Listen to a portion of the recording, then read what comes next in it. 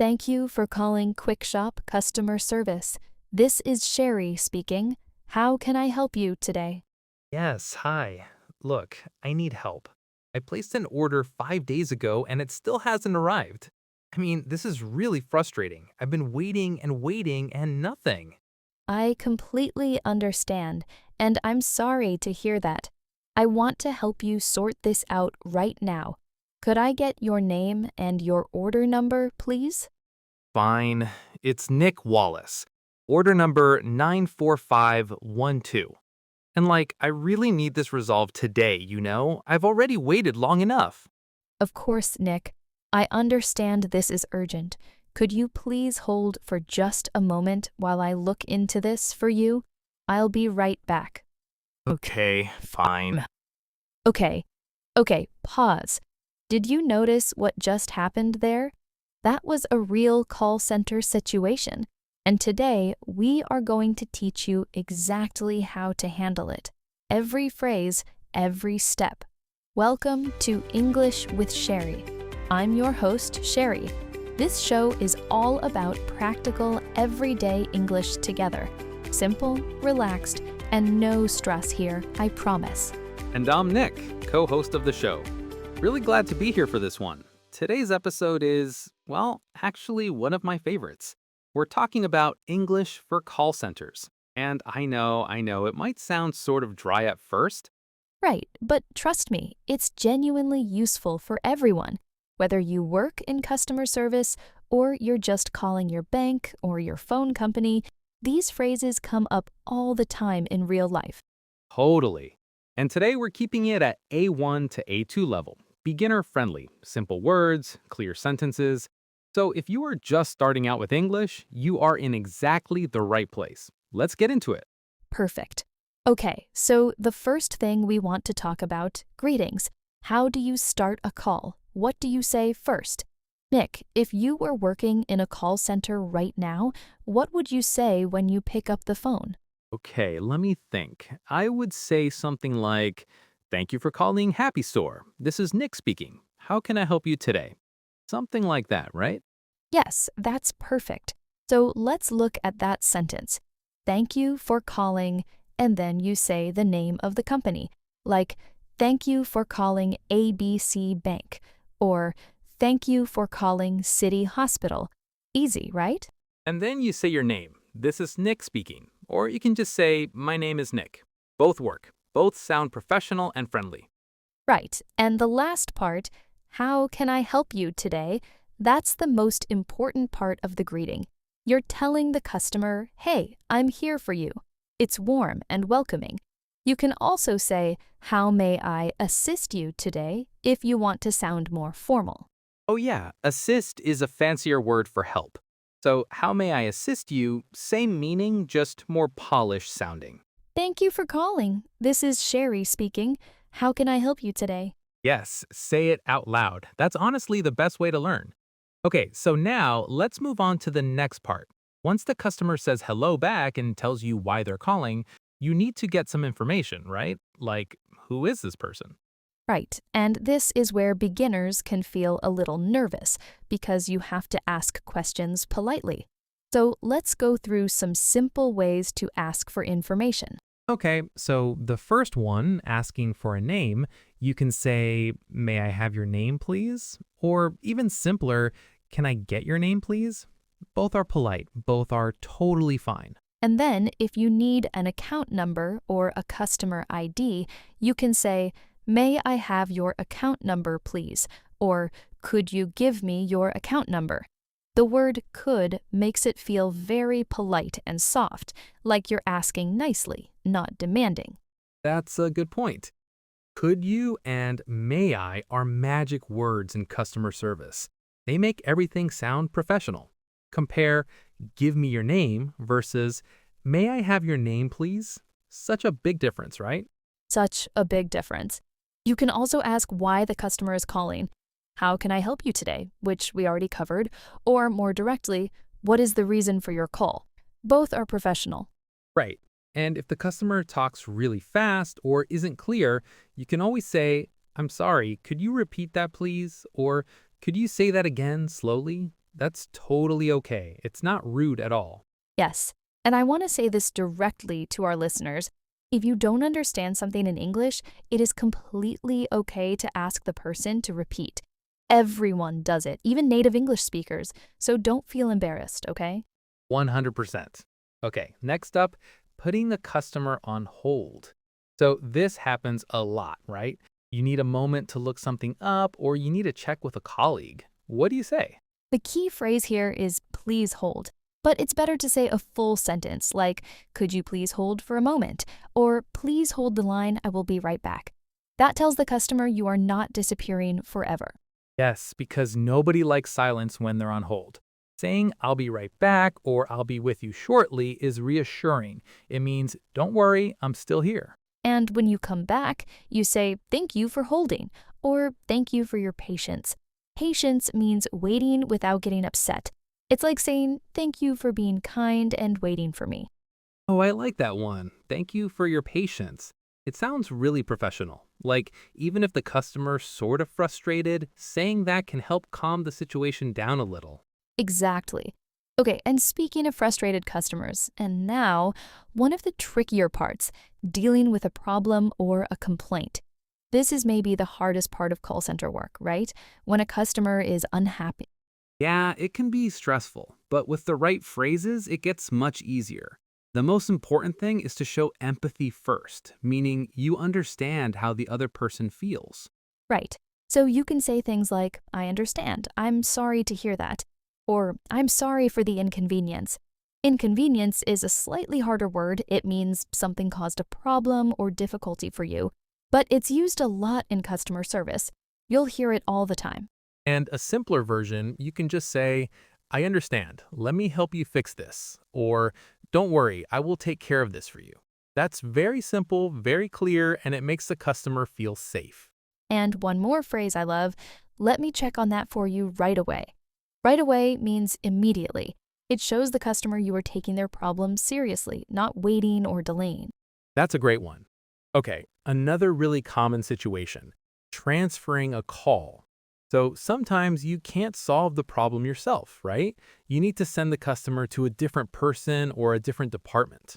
Right. And the key here is to explain what you're doing before you do it. Don't just suddenly transfer the call without saying anything. That's confusing and a little rude, actually. So you say something like, I am going to transfer you to our billing department, or let me connect you to our technical support team. And then you add, please hold while I transfer your call. Simple, clear, done. And for extra politeness, you can say, I'm sorry, this is not my area. Let me transfer you to someone who can help you better. It's honest and kind at the same time, and customers really appreciate that. Yeah, you're being honest that you don't know, but you're still helping. Customers appreciate that.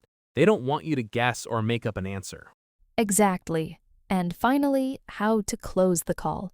So the customer's problem is solved or the conversation is ending. How do you say goodbye in a professional way? So a standard closing is there anything else I can help you with today?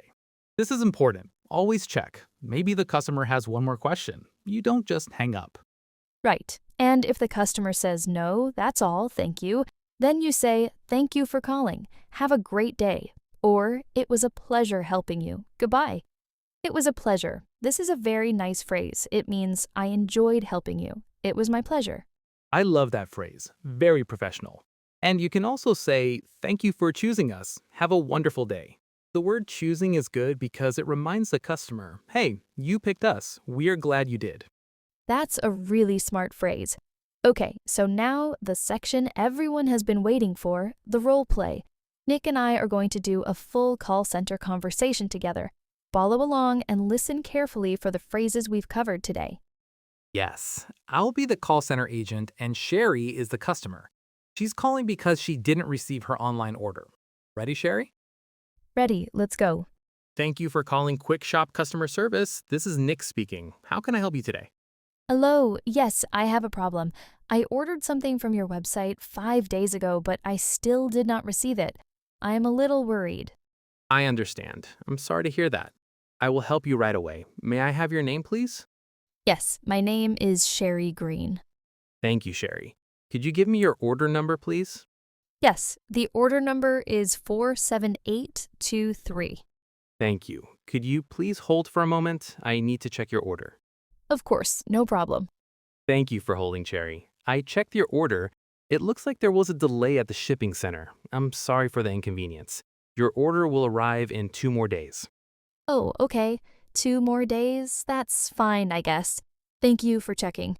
Of course. Is there anything else I can help you with today? No, that's all. Thank you so much. It was a pleasure helping you, Cheri. Thank you for calling Quick Shop. Have a wonderful day. Goodbye. Goodbye. Okay, scene. How did that feel, Nick? Very professional, I thought. Well, I tried my best. And if you listen back to that conversation, you'll notice every phrase we covered today was in there. The greeting, asking for information, putting on hold, dealing with a problem, and closing the call. It all fits together naturally. It really does. Listeners, practice that dialogue too. Play one role, then switch and practice the other. Record yourself if you can. Hearing yourself speak is one of the best ways to improve. Yes, record yourself. It feels a little strange at first, but it really helps. Okay, vocabulary recap time. Let's go through the key phrases from today. Ready? Okay, so let's go through these phrases by what they actually do, sort of grouped by function, starting with opening the call. These are the first words out of your mouth, so you've got thank you for calling, and then you say the company name. Simple, direct, professional. Say it with me. Thank you for calling. And right after that, how can I help you today? That one is so useful. I mean, you basically can't open a call without it. It sets the whole tone. How can I help you today? Right, that one is essential. Okay, next group, asking for information. You need the customer's name, maybe their account number, and you want to sound polite, not demanding. So the phrase is, may I have your name, please? Simple, polite, professional.